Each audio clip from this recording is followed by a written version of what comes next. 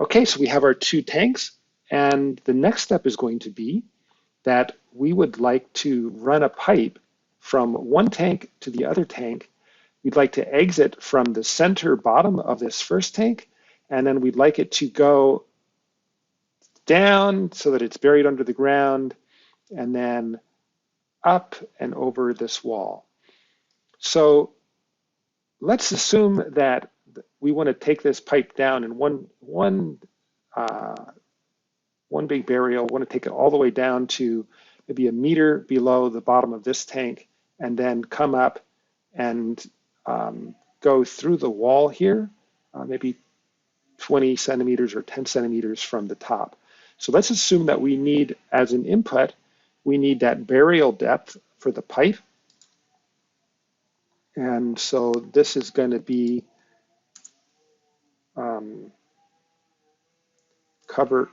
covered H, and it's going to have a value of, it could be as little as 0 meters, and we're going to set it for 1. It could be as deep as 3 meters if you're worried about frost. Okay, that's covered H. And then we also need a spacing between the pipe and the wall of the tank when we're taking that pipe up the outside wall. So I'm thinking about how this is all going to work. Let's define a parameter that's spacing. This would be wall pipe S. The distance between the pipe and the wall is going to be equal to some value that could be as little as 0, and we're going to set it to be 0.1, so 10 centimeters, and goodness, this could be a meter. Okay, so now those additional parameters have been defined, and they're defined out here already. There's covered H, 1 meter. Now let's draw the pipeline. So a pipeline sketch requires that you draw the place where you want the pipe to go, and every vertex in that pipe, in that sketch, is going to be a fitting of some sort, or denoting the end of the pipeline. So we want to start by taking this right out of the middle bottom of the tank, of the first tank, and so let's find that middle bottom. And what we're going to do is we're going to put a mate connector right in the middle of the bottom, and then we're going to rotate that mate connector 90 degrees so that the XY plane is where we need it for this sketch. So here's the trick. Let's begin by getting rid of this lid. Let's just hide this lid so we can see deep into the tank.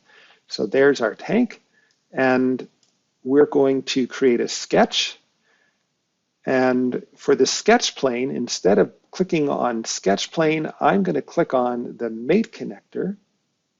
And I'm going to go in here and I'm going to highlight the bottom of the tank, and it shows a nice mate connector for me. So I'm going to click there. So now it's selected a mate connector which is centered in the bottom of the tank. I'm going to go click on this mate connector so I can edit the mate connector.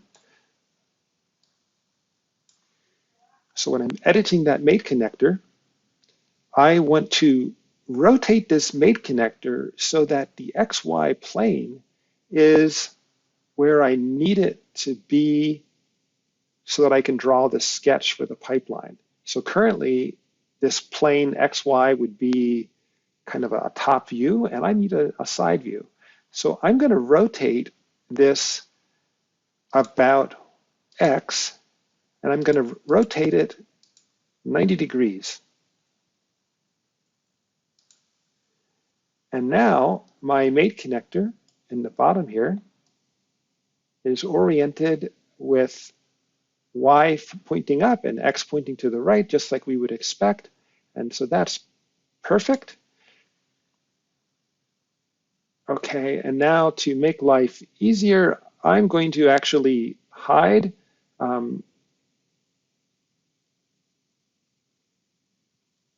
hide everything for a second. So here's my first point. So I'm going to draw a sketch starting from this mate connector, which was the middle of the bottom inside the tank. And I'm going to take this, and I said that I wanted to bury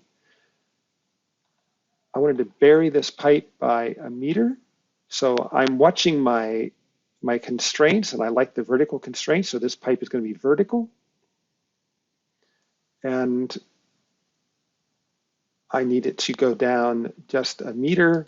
And then I'm going to go across close to the other tank, and I'm going to go horizontal, and then I'm going to go up the side of that tank. And at this point, let me stop and let's escape this, and let me bring these parts back in so we can see how we're doing. Okay, so let's begin by defining what we know so far. First of all, I forgot we want to have this buried deeply, so we want this to be underneath this tank. And so let's set that by pressing D for dimension, and I want the distance between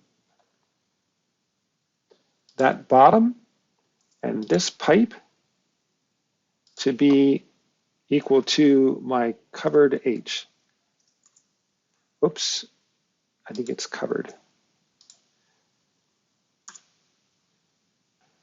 Oh, and there's one more thing. When I go through the tank wall, I want to put a coupling in the tank wall because couplings are stronger than the PVC pipe, and so that makes a better seal between that coupling and the concrete. So I want to put a vertex in the wall, and then I'm going to go in, I'm going to have an elbow, and then I'm going to point down.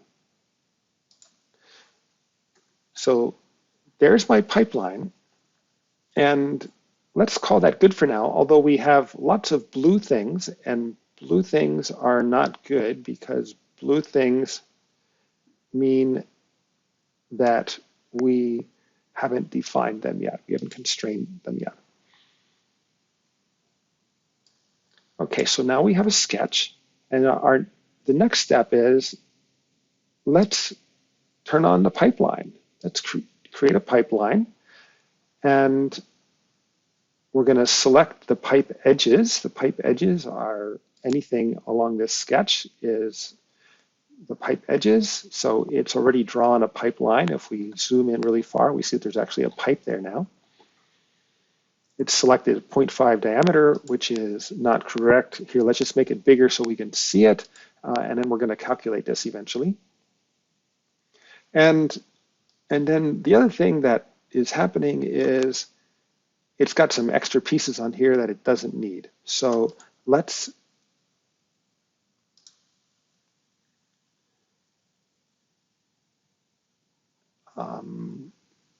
confirm this.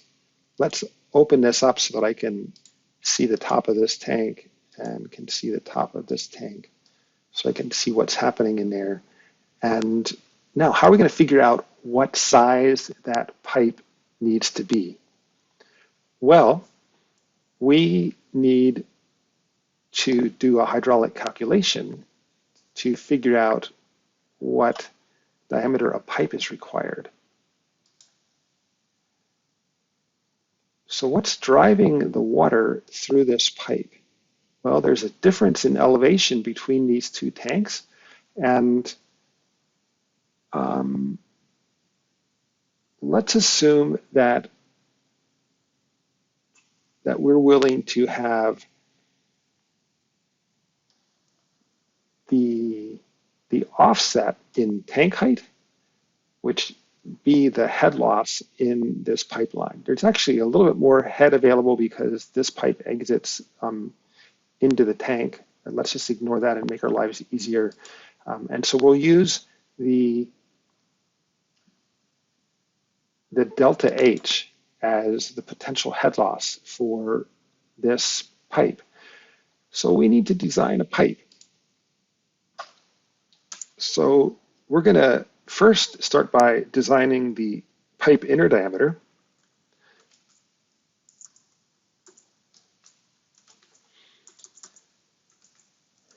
And we're looking for a pipe diameter equation. And okay, so here's some good equations. And we're looking for the diameter of a pipe based on head loss calculations. There it was. And it needs a bunch of things. It needs flow rate. Well, what's the flow rate? Well, the flow rate is design.qm. What's the head loss? We said we were going to use the delta H, right? We're going to use this parameter right here, delta H, as our head loss that's driving the water, our energy that's driving the water from one end to the other. The length of this pipe, we could do a total calculation of that length, or we can do something approximate. It's, how long is this pipe? Well, it's equal to the distance between the tanks, and then it's roughly dropping and then going back up again the delta H. So let's just make that simple and have, let's call that the pipeline L is equal to distance between the pipe, between the tanks is tank S, and then roughly 2 times the delta H. So that's our pipe L. For length, we need nu. We need the kinematic viscosity. So nu is equal to kinematic viscosity. So that's viscosity kinematic, it's just a function of temperature. So we need to have temperature as an input for this. So let's add that temp, and that could be anywhere between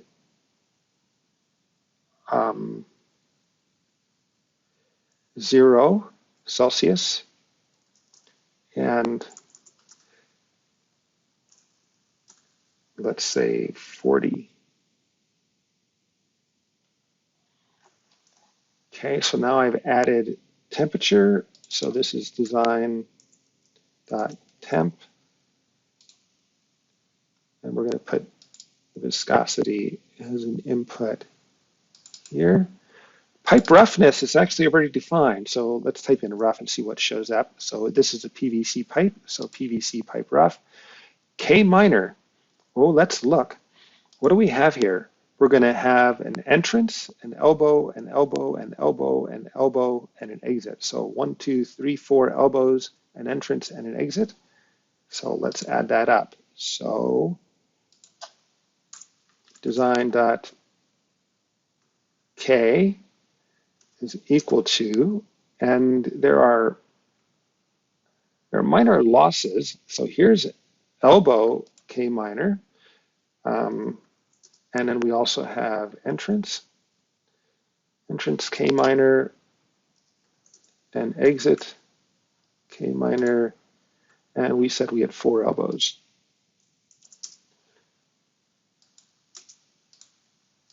Okay, let's make that be an input into my design pipe ID. So let's run this, and let's see if we get a design pipe ID. So we're looking here. Pipe ID is now 2.6 centimeters. So it's not a very big pipe. It's like a 1-inch pipe.